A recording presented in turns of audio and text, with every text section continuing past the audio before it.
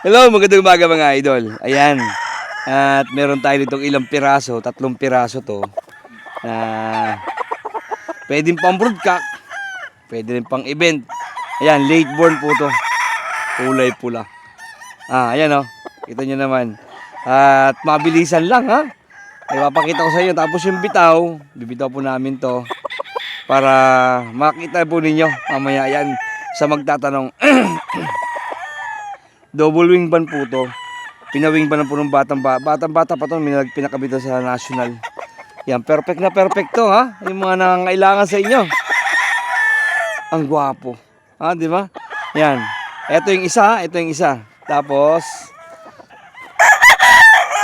ito po yung isa. Ayan. Oh, di ba? Ang gagwapo nito. Shorty makakakuha nito. Ganda ng paa niya, no? Alagang-alaga to. Nako, Mariosep. Sarap pa ng kinakain yan. Oh. Bagong pungusan po. Gagamitin sana po namin to ng finals.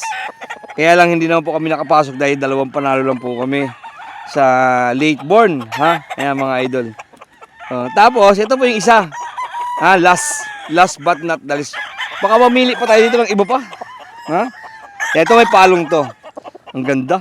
Pwedeng gawing broodcock to. Ito two-way, mga two-way lang po to, mga idol, two-way. Mga two-way lang po yan. Oh, di ba ang gwapo? Wow.